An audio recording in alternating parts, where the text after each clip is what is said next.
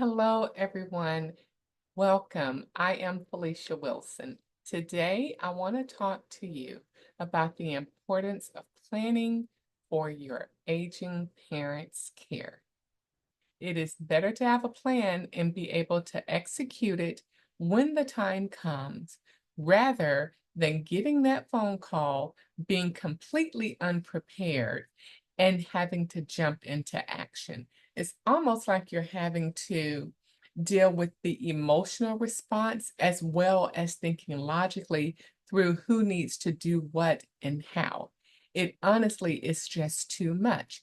So take the time to do the preparations when everything is going well, when people are healthy and fine and life is grand, rather than having to react to, a difficult situation.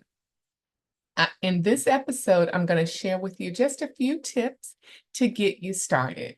If you want to read additional information, you can click on the link to my blog that's in the discussion. This will give you just a lot more detailed content and also some reflection questions that you can ask yourself and your aging loved ones to jumpstart this conversation. So, why is it important to plan in advance?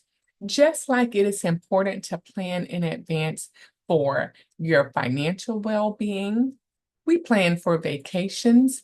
You even plan to have different elective surgeries. Planning is a part of life.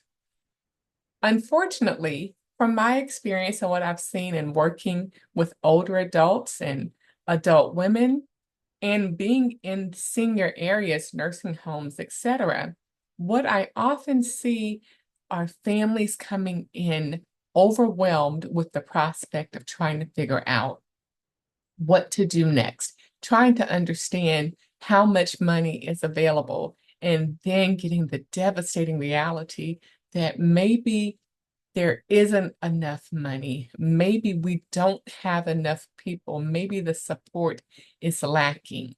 But at that point, it's really, really difficult to regroup and move forward. The first thing you want to do is have an open conversation with your loved one. Let them know this is not being done so that you can take over. Rather, try to create a collaborative approach where you're joining with them to make sure that their wishes, how do they want to live? Where do they want to live? These are some of the questions that you can ask so that you and your aging loved one are on the same page and at least have a starting point. One of the things that can really disrupt a family would be financial challenges. So I want you just to think about your financial situation. If it's awesome, fantastic. If there's work to be done, that's fine too. But think about where you are financially. Are you able at this point, if you had to financially contribute to your loved one's well being, would that be something that could easily be done without it disrupting your life? If not, then maybe that's something you should look at and think through how much you want to contribute to your aging loved one's well being.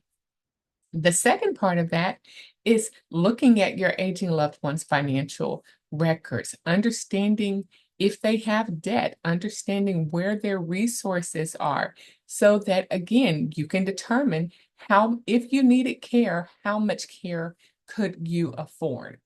If it's not too late, and you may want to look at long-term care insurance, not only for your aging loved one, but for yourself as well.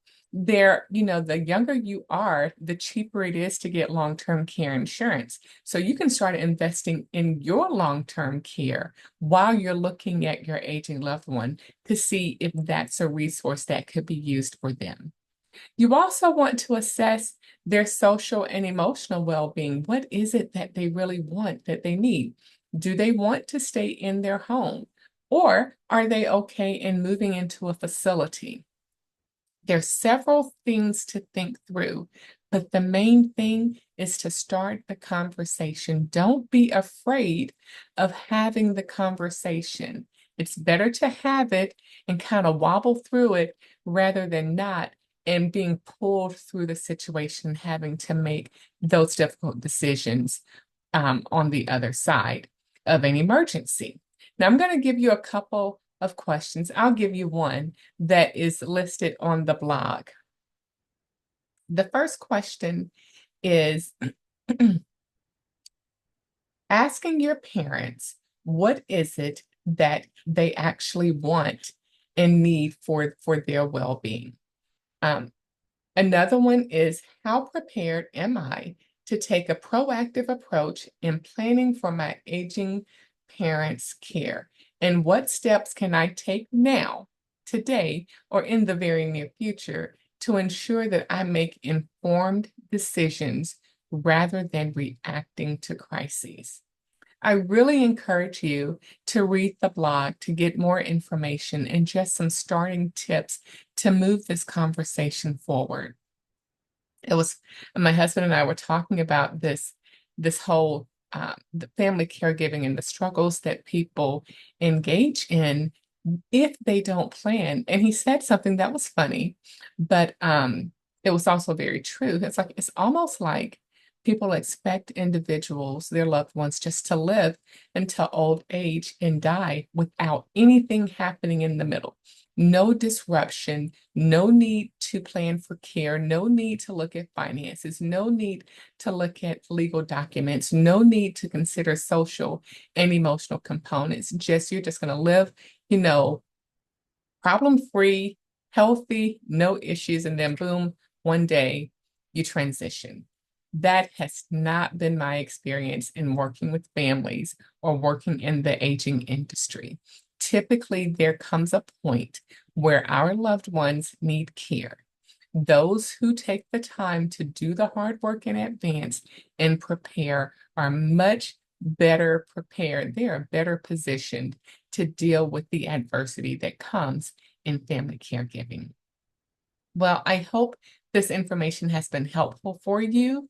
If it has, I would love for you to like, share, comment, do all of the social media things. Let's talk about it. Have you prepared? What was your process like? And if you haven't, what things are you now considering that you need to do to prepare for the future? All right, I'll see you next time.